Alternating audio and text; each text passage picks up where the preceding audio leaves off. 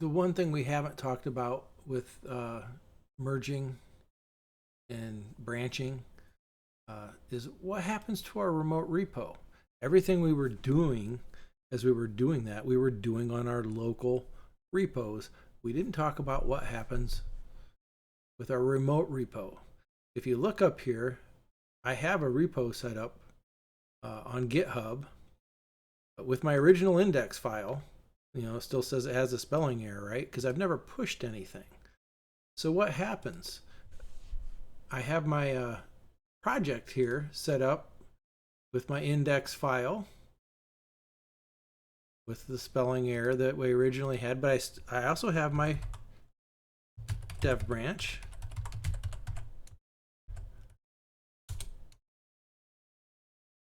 That had some of those features and things that we had in them. Let's go back to our main branch. And let's do a push. This assumes that you already have everything set up. What happens when I push? It says everything's up to date. If I go over here and I refresh, I don't see too many changes, right?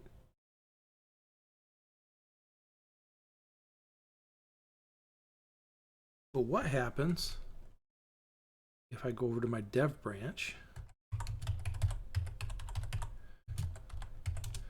and do a push there?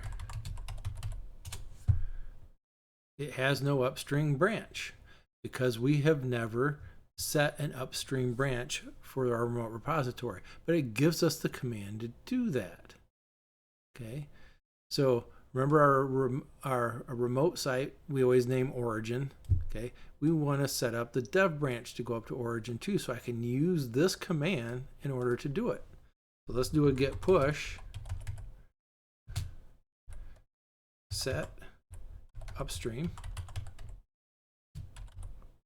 origin dev.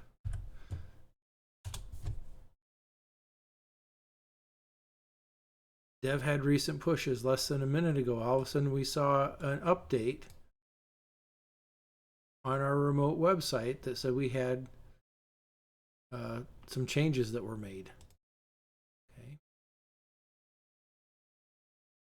We can also see that our drop down here, we have some options. Let's view all branches. We can see our default branch and we can see our dev branch. It says it was updated 22 minutes ago, even though I just did it a few seconds ago, because that's the last time I had done a commit on that branch.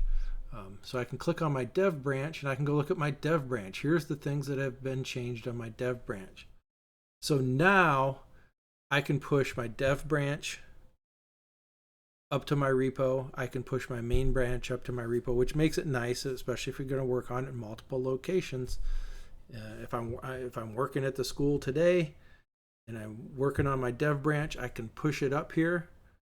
I can go home to my computer at home and pull it down and work on it in my computer at home. When I'm done, I can push it back up and I can go back to school and do a pull, and I can continue to work anywhere I want. So you can have all of your branches up on GitHub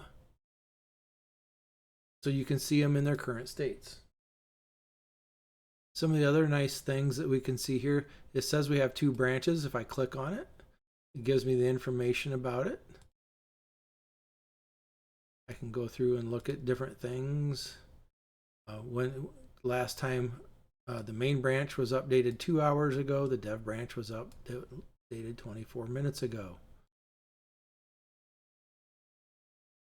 So there's lots of tools in GitHub that we can go through and look at different things about our project.